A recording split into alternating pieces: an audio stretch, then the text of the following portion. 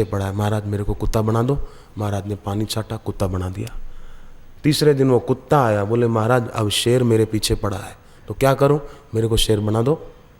महात्मा ने पानी छाटा, शेर बना दिया। 2 दिन के बाद वो शेर आया, बोले महाराज अब मेरे पीछे शिकारी बंदूक लेकर पड़ा है। तो महात्मा ने कहा अब ठहर जा। महात्मा ने लिया पानी, छाटा और कहा पुनः मूसको भव, फिर से चूहा बन जा। वो चूहा बन गया। बोले बस अब तुझे शिकारी बंदूक से क्या मारेगा, चूहे को थोड़ी कोई बंदूक से मारेगा। तेरे को मैंने शेर बनाया, फिर भी तेरा अंतस बदला नहीं, फिर भी तेरे अंदर में परिवर्तन नहीं आया, तू शेर होकर भी डरपोक बना रहा, तो अब फिर से चूहा हो जा। उसी प्रकार साधक भी अंतस में परिवर्तन लाए, अपनी स्थिति बदल दे। एकांत में जाने से साधना नहीं होगी, अपने में एकांत लाने से साधना होगी। स्थान बदलने से साधना नहीं होगी, अपनी स्थिति बदल दे, साधना सहज होगी। देखो भाई, आपकी तबीयत खराब हो जाए, न करे नारायण, और आप वैद्य के पास जाएं, डॉक्टर के पास जाएं, तो वो ये नहीं पूछेगा कि स्वास्थ्य क्या है, वो यही पूछेगा बीमारी क्या है। बीमारी मिटा दो तो स्वास्थ्य तो है ही है। दिया जला दो तो उजाला है ही है। वस्तुएं जो पड़ी थी ना, वो अंधेरे के कारण नहीं दिख रही थी, है ना, ध्यान दें।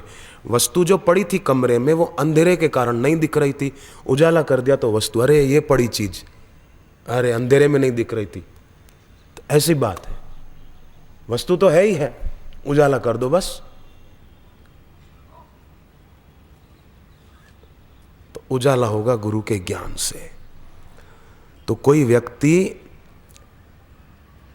जबरदस्ती कि नहीं मैं तो एकांत में जाऊंगा, तो एकांत में जा सकता है, परंतु उसके अंदर अगर एकांत नहीं है तो वो एकांत बाहर से होगा तो अंदर से तो भीड़ में ही होगा। निर्जन स्थान में जाना नहीं है, अपने को निर्जन बनाना है, बस इतना ही करना है। और ये सरल है, कठिन नहीं है। निर्जन स्थान में जाना नहीं है, अपने को निर्जन बनाना है। और जिस दिन हम जानेंगे कि भीतर कोई भीड़ नहीं है, तो बाहर भी भीड़ नहीं लगेगी, फिर बाहर भी एकांत ही लगेगा। भीतर भीड़ नहीं है, आसक्ति नहीं है, किसी के प्रति आकर्षण नहीं है। बड़ा आसान है, ये लड़ने से नहीं होता है, ये समर्पण से होता है। लड़ने से तो शक्तिहीनता आ जाती है। अनुग्रह को जगाएंगे ना, गुरु के प्रति के गुरु ने मेरे पर कितना अनुग्रह किया है, हम कैसा जीवन पहले जीते थे और अब बापूजी ने हमको कितना ऊंचा उठाया, वाह वाह। पहले हमारी सोच कैसी थी, अब कैसी है। पहले आप हम बापूजी के चरणों में नहीं आए थे, तब कोई कहे कि पूरा 24 घंटे निर्जला रहो, अरे बोले जा जा तुम रहो, हम तो खाएंगे, हम नहीं रह पाएंगे, हम तो खा लेंगे। परंतु सत्संग सुना तो हिम्मत आ गई। तो अनुग्रह को जगाएंगे तो फिर एकांत में जाना नहीं पड़ेगा, अपने में एकांत पा लेंगे। अनुग्रह को जगाना मतलब हे भगवान, हे बापू, मेरी पात्रता से आपने मुझे अधिक दिया है, ये अनुग्रह का भाव जगाएं। आपने मुझे कितना दिया है, आपने मुझे कितना ऊंचा उठाया, वाह वाह गुरुदेव, आपकी बड़ी कृपा है। ये अनुग्रह जगेगा ना तो रात को दिन बना सकेंगे। रात को दिन माना उजाला, जो अंधेरा है भीतर में रात बनी हुई है, सूझता ही नहीं है। अनुग्रह का भाव जगेगा गुरु के लिए तो रात को दिन बना सकेंगे, अंधेरे में दीपक जला पाएंगे। अरे शोरगुल में संगीत सुन पाएंगे, शोरगुल में संगीत सुन पाएंगे मतलब अनहद नाद जो चल रहा है वो भीड़ में होते हुए भी आपको सुनाई देगा। जप करना बहुत अच्छा है, पर जप सुनना उससे भी ज्यादा अच्छा है। फिर जप सुनाई देने लगेगा, करना नहीं पड़ेगा। अभी भी आप देखो, अभी शांत है ना, अपने में एकांत आ रहा है, तब देखो भीतर आपको अपना गुरु मंत्र सुनाई देगा, जपना नहीं पड़ेगा, सुनाई देगा।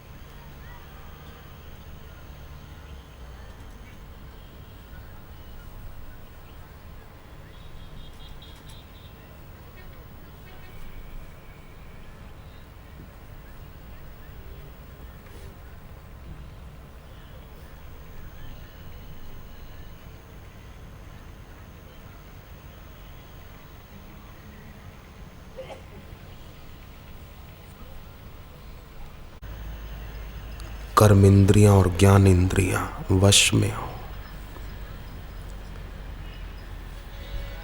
5 कर्म इंद्रियां, 5 ज्ञान इंद्रियां।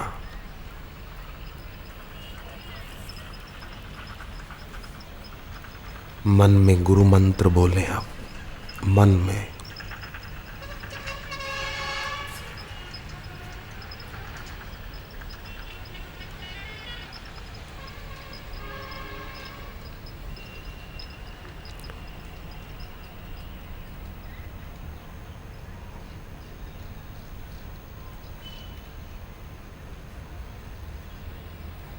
कर्म इंद्रियों और ज्ञान इंद्रियों को वश करने का शुभ संकल्प भी किया तो गुरु मंत्र सहज मन में उठा, भगवान नाम सहज उठा।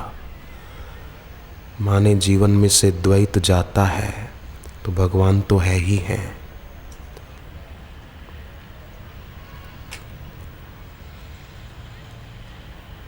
हे गुरुदेव, बाहर कितना ही पकड़ेंगे वो छूट जाएगा। बाहर करोड़ों उपाय करने से भी कोई सुखी नहीं हो सकता। संसार में सुख का फूल खोजने पर दुख का कांटा ही चुभता है गुरुदेव। संसार की संपत्ति कंकड़ पत्थर की तरह है, इकट्ठी कर भी ली तो क्या, और अगर सच्चे हीरे की तलाश में खो भी गए तो क्या है। में विवेक रूपी गणेश का प्रागट्य होता है, और विवेक रूपी गणेश का प्रागट्य होता है तो कार्तिकेय स्वामी तो पृथ्वी की परिक्रमा करने गए, परंतु गणेश जी ने शिव पार्वती जी की परिक्रमा कर ली। एक कथा ऐसी भी आती है कि भगवान का नाम जमीन पर लिखकर गणेश जी ने उसी नाम की परिक्रमा कर ली। तो जब जीवन में दृढ़ श्रद्धा और विश्वास के मेल से विवेक रूपी गणेश का जन्म होता है, तब व्यक्ति भटकान से बच जाता है। भटकान से बचता है तो थकान से भी बच जाता है और विश्राम पाता है। अब कृपा करके 2-4 बातें ध्यान से हम लोग सुनेंगे। मैं अपने आप को भी सुनाता हूँ, मैं केवल आपको सुनाने के लिए नहीं बोलता हूँ। दूसरों को सुनाने के लिए बोलना वो केवल व्यर्थ के शब्द हैं और वाणी का विलास है, उससे सामने वाले को लाभ नहीं होगा। तो ध्यान देंगे थोड़ा कि एक साधन होता है और एक साधन तत्व होता है। साधन व्यक्तिगत होता है, जैसे कोई भक्ति मार्गी है, कोई ज्ञान मार्गी है ना, कोई योग मार्गी है, योग साधना में उसको अच्छा लगता है। कोई निष्काम कर्म मार्गी, उसको सेवा में ही अच्छा लगता है, बस मैं सेवा करूं, निष्काम सेवा करूं। ज्ञान मार्गी है तो गुरुदेव जब ध्यान कराएंगे तो वो गुरु से जो ज्ञान सुना है, आत्मज्ञान, उसके विचार में वो लीन हो जाएगा, विचार अनुगत समाधि। भक्ति मार्गी होगा तो गुरुदेव थोड़ा सा ध्यान कराएंगे तो उसकी आंखों से झरझर भक्ति भाव के आंसू बहेंगे। भक्ति मार्ग है। तो साधन व्यक्तिगत होता है और साधन तत्व सभी का एक होता है। और साधन तत्व क्या है कि अपने साध्य की अगाध अनंत नित नव प्रियता।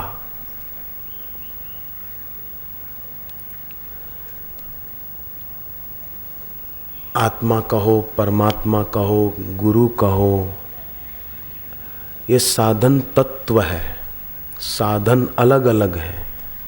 किसी की जप में, माला से जप में रुचि होती है तो किसी की मानसिक जप में रुचि होती है ना। किसी की आंखें बंद करके ध्यान करने में रुचि होती है तो किसी की आंखें खुली करके एक टक गुरुदेव की तस्वीर की ओर देखे, उसमें रुचि होती है। ऐसा सबकी रुचि अलग अलग है और वो सब रुचियां गलत नहीं है, सही है, अच्छी है। येन केन प्रकारेण हम साधन तत्व में विश्रांति पाएं। तो साधन तत्व है अपने साध्य की अगाध नित्य नव प्रियता। क्योंकि साधन कोई भी हो, चाहे माला घुमाने का, चाहे श्वासोश्वास गिनने का या देखने का, चाहे मानसिक जप का, चाहे ध्यान मूलम गुरु मूर्ति का, साधन कोई भी हो, उस साधन में प्रियता होनी जरूरी है। अपने साधन और सेवा में प्रियता क्या कि सेवा तो करे बदले में कुछ चाहे नहीं। इस सेवा की प्रियता समझो उदित हो गई उसके मन में। बाल संस्कार केंद्र समझो चलाता है कोई भाई कोई बहन, यह साधन में प्रियता हो गई। साधक चाहे साधिका बहन हो, उनके जीवन में मूल्य, कितनी माला करते हैं, कितनी देर ध्यान में बैठते हैं, कितनी देर सेवा करते हैं, इसका महत्व नहीं है। महत्व है साधन के प्रति प्रियता का, कि प्रियता कितनी है, प्रियता कितनी है और मान बढ़ाई की इच्छा कितनी है। तो उसको एक तरफ कर दिया जाए और प्रियता को मूल्य दे दिया जाए, माने महत्व दे दिया जाए। अपने साधन में प्रियता, अपने साधन में रुचि, अपने साधन में उत्साह, अपने साधन में दृढ़ता, अपने साधन में प्रेम पूर्वक का आग्रह, प्यार पूर्वक आग्रह।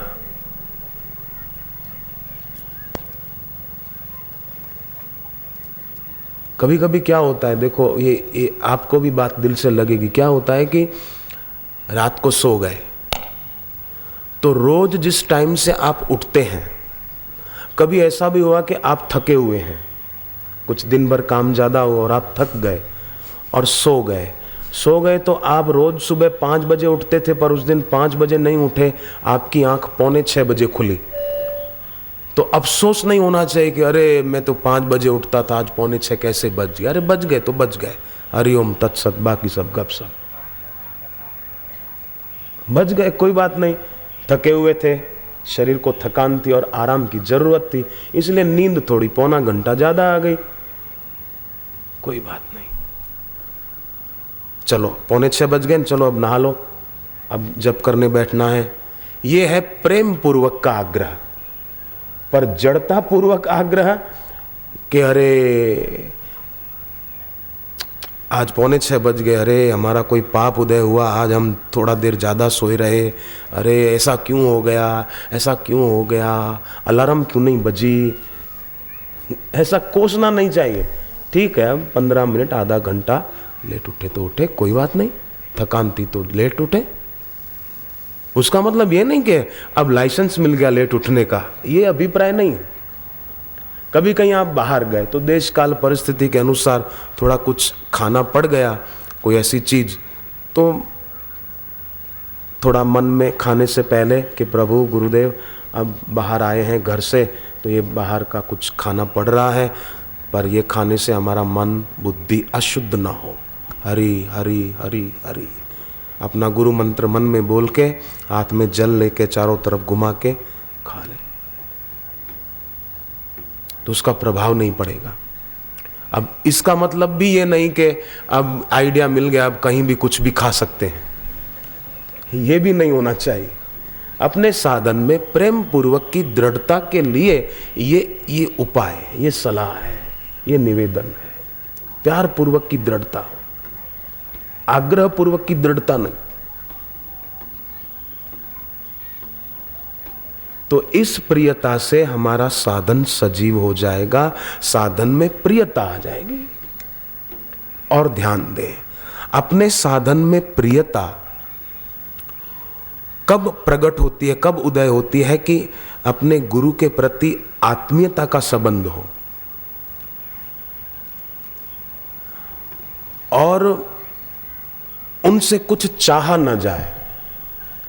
आत्मीय संबंध से गुरु में, साधन में प्रियता उत्पन्न होगी, उदय होगी, और साधन करके कुछ न चाहने से प्रियता सुरक्षित रहेगी, नहीं तो क्या होगा, हमने कोई अपनी इच्छा रख दी कि मैं जब करता हूं ये काम हो जाए, अगर वो काम नहीं होगा तो आपकी प्रियता कम हो जाएगी। कह रहे हमने तो ये किया पर नहीं हुआ, है ना।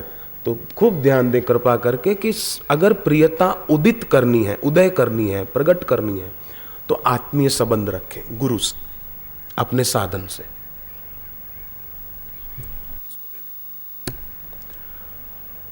और प्रियता सुरक्षित रखनी है सदा, तो साधन भजन नियम व्रत उपवास करें, पर बदले में कुछ न चाहें। अपने आप जो होना चाहिए वो होगा, जो नहीं होना चाहिए वो नहीं होगा। माँ बाप बच्चे को दुखी नहीं देखना चाहते हैं, बेटे को, बेटी को, पोते को, पोती को दुखी नहीं देखना चाहते हैं। तो आप सोचो जो सारे जगत का पिता है वो हमको दुखी देखना पसंद करेगा क्या? ये इतना सोचो बस। अब कोई सोचे कि तो फिर अगर भगवान हमको दुखी देखना नहीं चाहते तो हमारे जीवन में अमुक दुख क्यों है? वो भगवान की तरफ से नहीं है, वो हमारी तरफ से है। हमने जरूर कहीं ना कहीं अपने साधन में, भजन में, निष्ठा में, लगन में कुछ थोड़ी कमी रखी है। हमने अपने जीवन में जरूर कोई भोग की रुचि रखी हुई है, इसीलिए ऐसा हो रहा है। इसलिए उस रुचि को हटा दें, और दुखद परिस्थिति आए तो जरा श्री आशा रामायण का पाठ करें। सिर से हटी पिता की छाया, तब माया ने जाल फैलाया, बड़े भाई का हुआ दुशासन। ये प्रसंग पढ़े कि इतना दुख आया पर बापू दुखी नहीं हुए, तो हम बापू के साधक हैं, क्यों दुखी हो? हम अपनी समता में रहेंगे। तो फिर बरस सिद्धपुर 3 बिताए, लौट अहमदाबाद में आए, करने लगी लक्ष्मी नर्तन, किया भाई का दिल परिवर्तन, हो जाएगा। चिंता करने की क्या जरूरत है? तो अपने जीवन में हम सभी को चाहिए कि अपनी जो साधना है, अपनी जिस साधन में रुचि है, उसमें प्रियता को बढ़ाएं। और अपने जीवन में गुरु से जो जाना है, ये दूसरी बात, अपने जीवन में गुरुदेव से जो जाना है, जो सुना है, जो समझा है, उस जाने हुए का प्रभाव अपने जीवन में होना चाहिए। कैसे? जैसे सुना है कि भाई फिल्में देखने से चरित्र बिगड़ता है, संस्कार बिगड़ते हैं, फिर भी अगर देखते हैं फिल्में तो समझो जाने हुए का प्रभाव जीवन में नहीं आया। गुरु से जान तो लिया पर जाने हुए का प्रभाव नहीं है। गुरु से जान लिया कि भाई पेप्सी वगैरह नुकसान करते, पर फिर भी पीते रहे, तो जाने हुए का प्रभाव नहीं है। तो गुरु के द्वारा जाने हुए का प्रभाव अगर हमारे जीवन में, मन में होगा, तो हमारी साधना और साधना में प्रियता बढ़ाने में हमको कठिनाई नहीं पड़ेगी। परंतु जाने हुए का प्रभाव जीवन में नहीं रह पाता, ये निर्बलता है, निर्बलता। अगर हम चाहें तो ये निर्बलता मिटा सकते हैं, चाहें तो मिटा सकते हैं।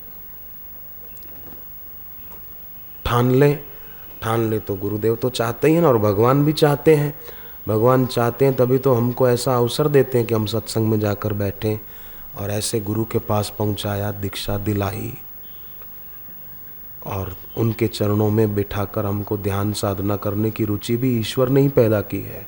नहीं तो ऐसे कलयुग में हम यहाँ आकर बैठें घंटों भर, सुबह जल्दी नहा धोकर आकर बैठ जाएं, 3-4 घंटे सुबह बैठें, फिर दोपहर को भी बैठें, फिर शाम को भी बैठें।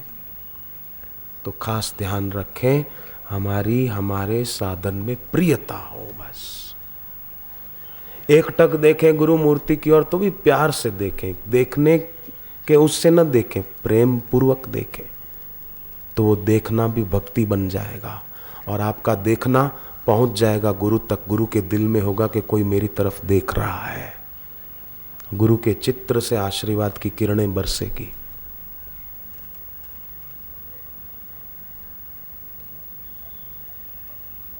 हमारी दृष्टि केवल देखती नहीं, हमारी दृष्टि दृश्य का निर्माण भी कर देती। हमारी दृष्टि दृश्य को पैदा भी कर देती है। खड़े हों कोई भाई बहन, सगे भाई बहन हो, पर अपने को लगे क्या पता कौन होंगे, क्या बात कर रहे होंगे, इनका क्या रिश्ता होगा, हो सकता है। तो दृष्टि ने दृश्य का निर्माण कर दिया। जैसे चित्रकेतु, भगवान शिव जी और पार्वती जी बैठे थे, भागवत में कथा आती है ये। तो शिव जी और पार्वती बैठे थे, अब पति पत्नी है, कैसे भी बैठे हो, देखने वाले का क्या जाता है, क्या बिगड़ता है, पति पत्नी है, बैठे हैं आपस में।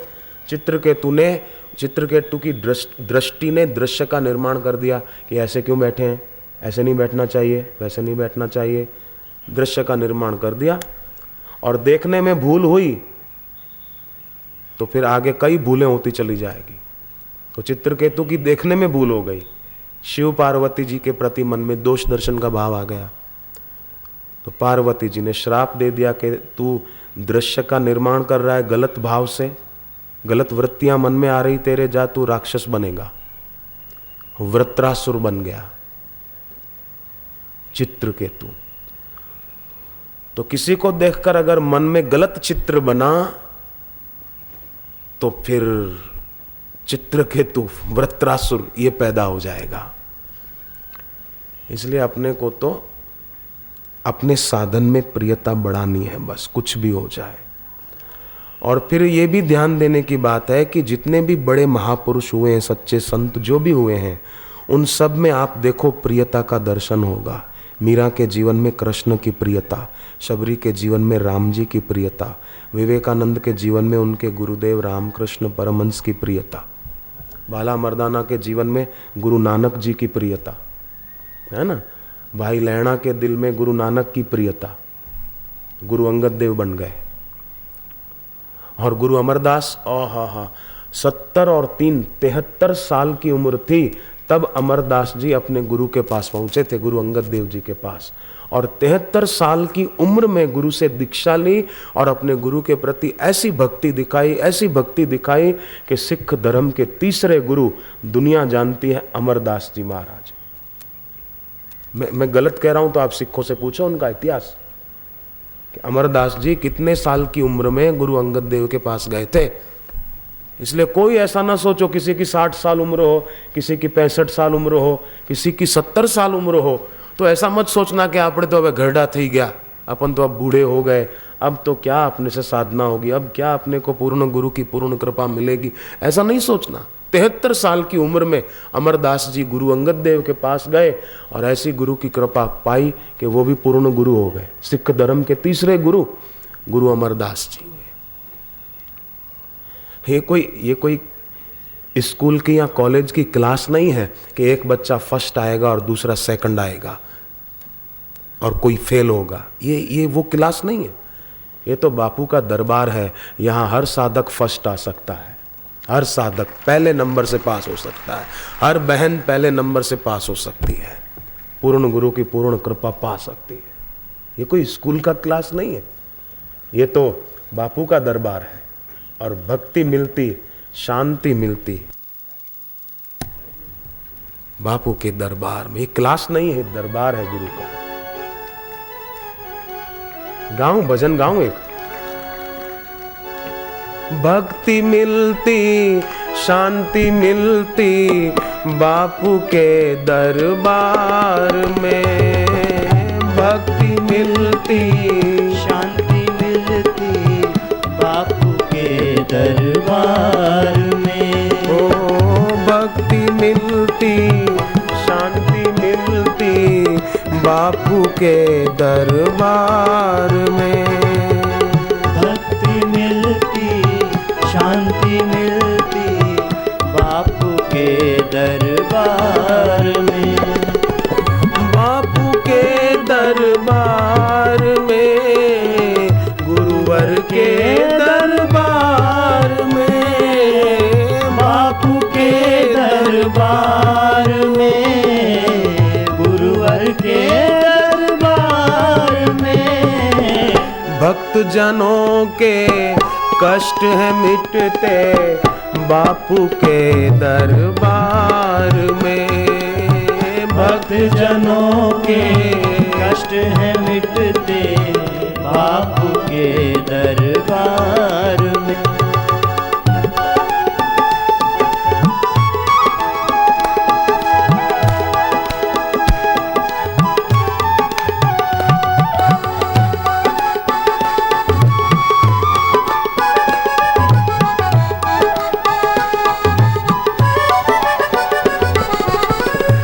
दिन तेरा ध्यान लगाऊं, तेरा ही गुणगान गाऊं। निश दिन तेरा ध्यान लगाऊं, तेरा ही गुणगान गाऊं।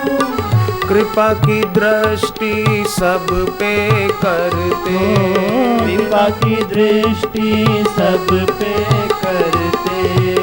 आए जो गुरुद्वार पे, आए जो गुरुद्वार पे, आए जो गुरुद्वार पे, आए जो गुरुद्वार पे। उसके सारे पाप है मिटते बापू के दरबार में। उसके सारे पाप है मिटते आए जो गुरुद्वार में।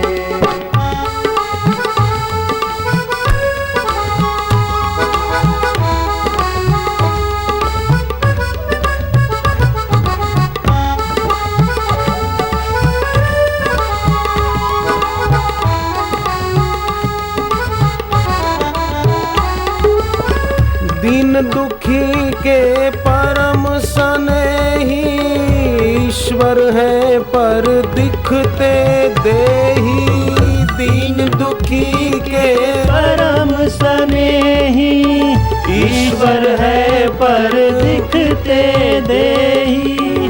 मिलती सबको प्रेम की छाया, मिलती सबको प्रेम की छाया। मिलती सबको प्रेम की छाया, मिलती सबको प्रेम की छाया। आए जो गुरुद्वार पे, आए जो गुरुद्वार पे, आए जो गुरुद्वार पे, आए जो गुरुद्वार पे।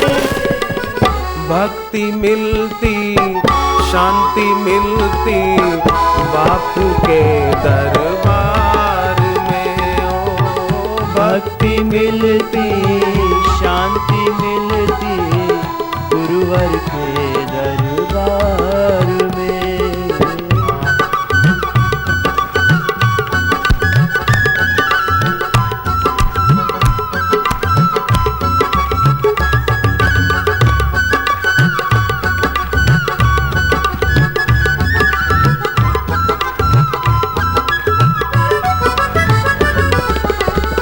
मन का भरम मिटाते गुरुवर, ज्ञान का दीप जलाते गुरुवर।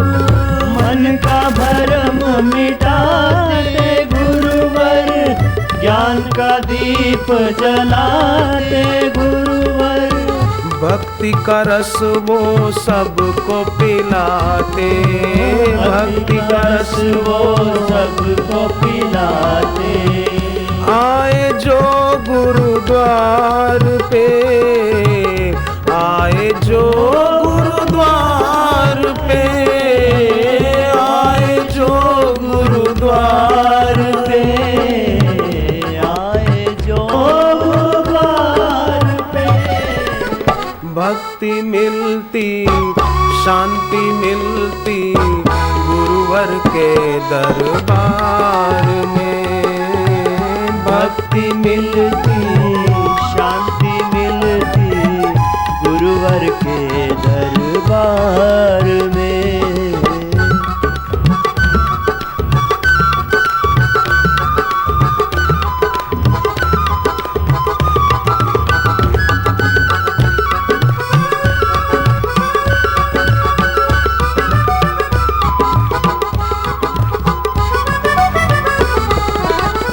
जो पाता है गुरु की निकटता, मिटती उसकी सारी विकटता।